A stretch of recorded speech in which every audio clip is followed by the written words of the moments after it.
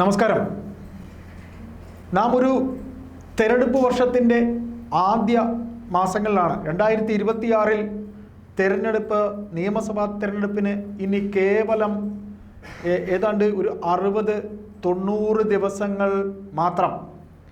നാളിതുവരെ ആരൊക്കെ എവിടെയൊക്കെ മത്സരിക്കും എന്ന് മുൻകൂട്ടി ഒരു ധാരണ എല്ലാ രാഷ്ട്രീയ പാർട്ടികൾക്കും ഉണ്ടായിരുന്നു എന്നുണ്ടെങ്കിൽ, ഇപ്പോൾ നിലവിലെ ചിത്രമനുസരിച്ച് സ്ഥാനാർത്ഥികൾ, ഇപ്പോൾ നിലവിലുള്ള MLA-മാർ അല്ലെങ്കിൽ ഏത് രാഷ്ട്രീയ പാർട്ടിയുടെയും സ്ഥാനാർത്ഥികൾ ചിലപ്പോൾ കളം മാറ്റി ചവിട്ടേണ്ട രീതിയിലേക്ക് പോവുകയാണ്. അതായത് CPM എന്ന് പറയുന്ന പാർട്ടി, ഭരണത്തിൽ ഇരിക്കുന്ന പാർട്ടി, തിരുവനന്തപുരം കോർപ്പറേഷൻ ഭരണം 40 വർഷം കൊണ്ടു നടന്ന പാർട്ടി, ഇപ്പോൾ അവർക്ക് ഭരണം നഷ്ടമായിരിക്കുന്നു. ആയതുകൊണ്ട് തന്നെ നിയമസഭാ തെരഞ്ഞെടുപ്പിൽ ഒരിക്കലും ഒരു മൃഗീയ ഭൂരിപക്ഷം CPM-ന് കിട്ടിയിരുന്നതല്ല. ഈ കഴിഞ്ഞ 10 വർഷമായി CPM-ന് കിട്ടിയിരുന്ന പല സീറ്റുകളും ഭരണവിരുദ്ധ വികാരം കാരണം കൊണ്ട് തന്നെ നഷ്ടമാകാൻ പോകുന്നു. ആ സീറ്റുകൾ ഏതൊക്കെയാണെന്ന് ആദ്യം പറയാം. ആദ്യമായി നമുക്ക് പറയാനുള്ളത്, CPM-ന് നഷ്ടം പോകാൻ പോകുന്ന സിറ്റിംഗ് സീറ്റുകളിൽ ആദ്യത്തേത് വട്ടിയൂർക്കാവാണ്. വട്ടിയൂർക്കാവ് എന്ന് പറയുന്ന മണ്ഡലം NSS-ന് ഏറ്റവും കൂടുതൽ പ്രാധാന്യമുള്ള സർക്കാർ ഉദ്യോഗസ്ഥർ താമസിക്കുന്ന കവടിയാർ പോലെ, വെള്ളയമ്പലം പോലെ, ശാസ്തമംഗലം പോലെ, അങ്ങനെ നിരവധി സ്ഥലങ്ങൾ ചേർന്ന വട്ടിയൂർക്കാവ്, അതായത് ടൗണിൻ്റെ ഹൃദയഭാഗത്തിൻ്റെ പകുതിയോളം തന്നെ വരുന്ന മണ്ഡലത്തിൽ 2 ടേമിലായി VK പ്രശാന്ത് എന്ന് പറയുന്ന ജനപ്രിയനായ, രാഷ്ട്രീയത്തിന് അതീതമായി ജയിക്കുന്ന പഴയ മേയറായിരുന്ന VK പ്രശാന്താണ് എന്ന് ഉണ്ടെങ്കിൽ, VK പ്രശാന്താണ് വട്ടിയൂർക്കാവിൽ മത്സരിക്കുകയാണെങ്കിൽ പോലും അദ്ദേഹത്തിന് ജയിക്കാനുള്ള സാധ്യത തുലവും വിരളമാകാനാണ് സാധ്യത.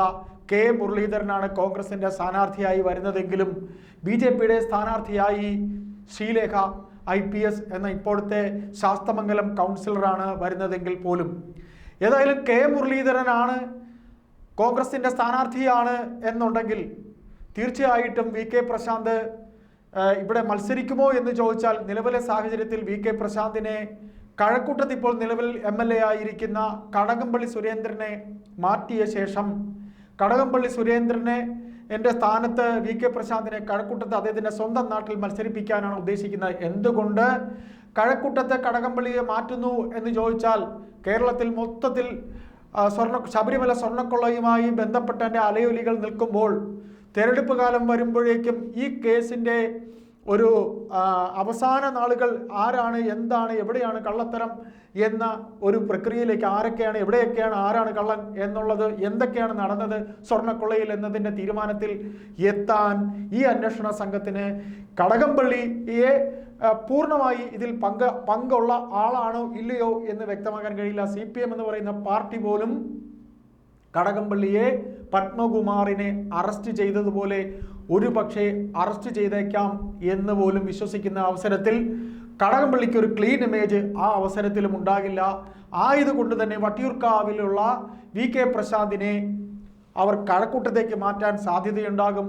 അങ്ങനെയെങ്കിൽ വട്ടിയൂർക്കാവ് ഇനി ആരെ നിർത്തിയിരുന്നാലും, ഇപ്പോൾ പറഞ്ഞു കേൾക്കുന്നത് ആര്യ രാജേന്ദ്രനാണ് എന്നാണ് പറയുന്നത്. അങ്ങനെയാണെങ്കിൽ പാർട്ടി അണികൾ വോട്ട് തേടിപ്പോലും CPM-ന്റെ ആ മിഷണറിയിൽ പങ്കെടുക്കാൻ ഉണ്ടാകില്ല. ആര്യ രാജേന്ദ്രൻ തിരുവനന്തപുരത്ത് വട്ടിയൂർക്കാവിലാണ് മത്സരിക്കുന്നെങ്കിൽ, അല്ലെങ്കിൽ പോട്ടെ നേമത്താണ് മത്സരിക്കുന്നെങ്കിൽ പോലും ഇലക്ഷൻ വർക്കിന് അണികൾ വരാൻ അറയ്ക്കും. അത് പാർട്ടി മുൻകൂട്ടി കാണുന്നുണ്ട്.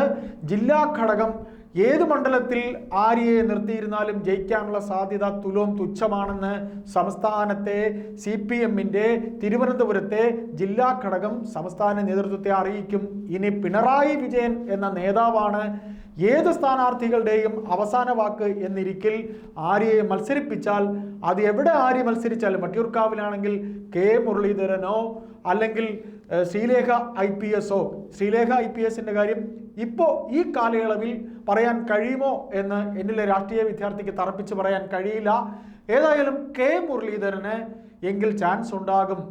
അപ്പോൾ ആര്യ രാജേന്ദ്രനോ അല്ലെങ്കിൽ ജില്ലാ കമ്മിറ്റി അംഗം സുനിൽ കുമാറോ നായർ പ്രാതിനിധ്യത്തെ കണക്കാക്കി ജില്ലാ കമ്മിറ്റി അംഗം സുനിൽ കുമാറിനെ ചിലപ്പോൾ മത്സരിപ്പിച്ചേക്കും വട്ടിയൂർക്കാവ്. അങ്ങനെയാണെങ്കിൽ പോലും കെ മുരളീധരൻ ജയിക്കാനുള്ള സാധ്യത വളരെ കൂടുതലാണ് വട്ടിയൂർക്കാവിൽ. അങ്ങനെ വരുമ്പോൾ വി കെ പ്രശാന്ത് കഴക്കൂട്ടത്തേക്ക് പോകും. കഴക്കൂട്ടത്ത് നല്ലൊരു കോൺഗ്രസ് സ്ഥാനാർത്ഥിയെ അവിടെ നിർത്തിയാൽ, കഴിഞ്ഞ തവണ വി മുരളീധരനാണ് BJP സ്ഥാനാർത്ഥിയായി ഉണ്ടായിരുന്നത്. കഴക്കൂട്ടത്ത് ഇപ്പോൾ ഏറ്റവും കൂടുതൽ കോർപ്പറേഷനുകളിൽ എണ്ണം പറയുമ്പോൾ, അതുപോലെ BJPക്ക് ഏറ്റവും കൂടുതൽ കോർപ്പറേഷനിൽ വോട്ട് കിട്ടിയ ഒരു നിയോജക മണ്ഡലമാണ് കഴക്കൂട്ടം. അപ്പോൾ അവിടെ നല്ലൊരു സ്ഥാനാർത്ഥിയെ BJPയും നിർത്തിയാൽ, കോൺഗ്രസിന് കഴിഞ്ഞ കൊല്ലം മത്സരിച്ച ലാൽ എന്ന് പറയുന്ന ഡോക്ടറോ BJPക്ക് വി മുരളീധരനോ ആണ് മത്സരിക്കുന്നു എന്നുണ്ടെങ്കിൽ വി കെ പ്രശാന്തിനും ജയിക്കുന്ന കാര്യം വളരെ പ്രയാസമായിരിക്കും. ജയിക്കുന്നത് ഏത് മുന്നണി, ഇപ്പോൾ വി മുരളീധരന് നല്ല സാധ്യതയുണ്ട്. കഴക്കൂട്ടത്തെ വി മുരളീധരനാണ് ജയിക്കുന്നതെങ്കിൽ, അല്ല മറിച്ച് വി കെ പ്രശാന്ത് ആണെങ്കിൽ, അല്ലെങ്കിൽ ലാല് ആണെങ്കിലും ത്രികോണ മത്സരം, തീവാറുന്ന മത്സരമായിരിക്കും. സർക്കാർ വിരുദ്ധ വികാരം ഉണ്ടാകുമ്പോൾ ഒരിക്കലും പ്രശാന്തിന് ജയിക്കാൻ കഴിയുമോ എന്നുള്ള കാര്യം സംശയമാണ്. അപ്പോൾ ആ സീറ്റ് ചിലപ്പോൾ BJPക്ക് പോയേക്കാം. ഒരു നേരിയ സാധ്യത മാത്രമേ കോൺഗ്രസിനുണ്ടാവുകയുള്ളൂ. കോൺഗ്രസിന്റെ സ്ഥാനാർത്ഥി ആര് എന്നതിനനുസരിച്ചായിരിക്കും കഴക്കൂട്ടം വരുന്നത്. അപ്പോൾ വട്ടിയൂർക്കാവ് കെ മുരളീധരൻ ജയിക്കും. പിന്നീട് ഇവർക്ക് നഷ്ടമാകുന്ന മറ്റ് സീറ്റുകൾ നെയ്യാറ്റിങ്കര, പാറശാല, കൂടാതെ കാട്ടാക്കട IB സതീഷ് എന്ന ജനപ്രിയനായ MLA ആണ്. പക്ഷേ ഭരണവിരുദ്ധ വികാരം നിൽക്കുമ്പോൾ കാട്ടാക്കട ആരായിരിക്കും കോൺഗ്രസിന്റെ സ്ഥാനാർത്ഥി എന്നുള്ളത് കൂടെ നോക്കുമ്പോൾ ഒരു ശക്തമായ ത്രികോണ മത്സരം കാട്ടാക്കട ഉണ്ടാകും.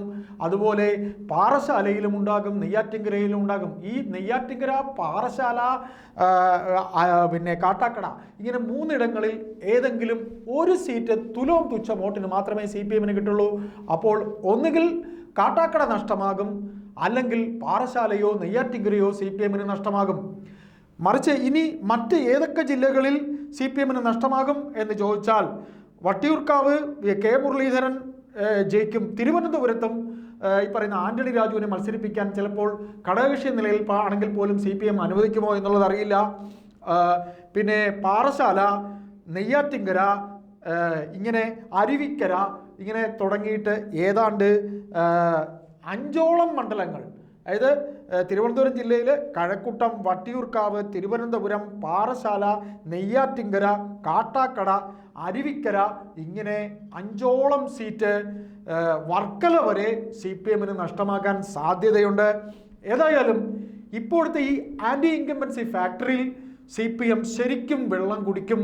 പ്രത്യേകിച്ച് അവരുടെ മുഖമായി ഇനി എല്ലായിടത്തും ഭരണവിരുദ്ധ വികാരം നിലനിൽക്കുന്ന ഈ അവസരത്തിൽ തന്നെ പിണറായി വിജയൻ എന്ന അവരുടെ നേതാവിനെയാണ് അവർ മുന്നിൽ നിർത്തി പ്രചരണത്തിന് ഇറങ്ങുന്നു എന്നുണ്ടെങ്കിൽ, ഇപ്പോൾ ഈ പറഞ്ഞ പല മണ്ഡലങ്ങളെക്കാളും അവർക്ക് പല സീറ്റുകളും തിരുവനന്തപുരത്ത് നഷ്ടമാകാൻ സാധ്യതയുണ്ട്. കെ മുരളീധരൻ നിയമസഭയിലേക്ക് വരണം എന്നത് CPMനകത്തും ആഗ്രഹിക്കുന്ന CPM പാർട്ടി മെമ്പർമാരല്ലാത്ത CPM അല്ലെങ്കിൽ ഇടതുപക്ഷ അനുഭാവികളുണ്ട്. അതുപോലെ നമ്മളീ പറഞ്ഞതിൽ പല മണ്ഡലങ്ങളിലും CPM വോട്ട് SNDP നായർ വോട്ടുകളാണ്. അതെല്ലാം തന്നെ BJPക്ക് വഴിമാറുകയും, പ്രത്യേകിച്ച് കഴക്കൂട്ടത്തെ വഴിമാറുകയും ചെയ്യുമ്പോൾ ഒരു അടിമുടി മാറ്റം തിരുവനന്തപുരത്ത് ഉണ്ടാകും. നേമത്ത് ആണ് വീണ്ടും ആര്യ രാജേന്ദ്രന്റെ പേരിലേക്ക് നമ്മൾ വരുമ്പോൾ, നേമത്ത് രാജീവ് ചന്ദ്രശേഖർ എന്ന BJP സ്ഥാനാർത്ഥിയാണ് മത്സരിക്കുന്നെങ്കിൽ അവിടുത്തെ കോൺഗ്രസ് സ്ഥാനാർത്ഥി ആര്യ രാജേന്ദ്രനോ ശിവൻകുട്ടിയോ ആണ് മത്സരിക്കുന്നെങ്കിൽ, ശിവൻകുട്ടിയാണ് മത്സരിക്കുന്നെങ്കിൽ ചിലപ്പോൾ 2ാമതോ 3ാമതോ ചിലപ്പോൾ ശിവൻകുട്ടി എത്തും. ആര്യ രാജേന്ദ്രനാണെങ്കിൽ അവിടെയും ഇലക്ഷൻ വർക്കിന്, തെരഞ്ഞെടുപ്പ് രംഗത്ത്, തെരഞ്ഞെടുപ്പ് പ്രവർത്തനങ്ങൾക്ക് അണികളെ കിട്ടാൻ CPM എന്ന് പറയുന്ന പാർട്ടി ശരിക്കും ബുദ്ധിമുട്ടുക തന്നെ ചെയ്യും. CPM ജില്ലാ കമ്മിറ്റിക്കകത്ത് സെക്രട്ടറി ആയിരിക്കുന്ന ജോയി ഇനി മത്സരിക്കുമോ എന്നുള്ള കാര്യം അറിയില്ല. ശിവൻകുട്ടി മത്സരിക്കും എന്ന് പറയപ്പെടുന്നുണ്ട്. ഏതായാലും ഇപ്പോൾ വൻ പടലപ്പിണക്കം CPMന്റെ ജില്ലാ കമ്മിറ്റിക്കകത്ത് തന്നെ ഉള്ള അവസരത്തിൽ വളരെ വലിയ പ്രശ്നങ്ങളിലേക്ക് സ്ഥാനാർത്ഥി നിർണയം പോലും പോകും. SP ദീപക് എന്ന കൗൺസിലർ മത്സരിക്കുന്നുവെന്ന് പറയുന്നു. അങ്ങനെ നിരവധി പേരുകൾ, ഇപ്പോൾ സുനിൽകുമാർ മത്സരിക്കുമെന്ന് പറയുന്നു.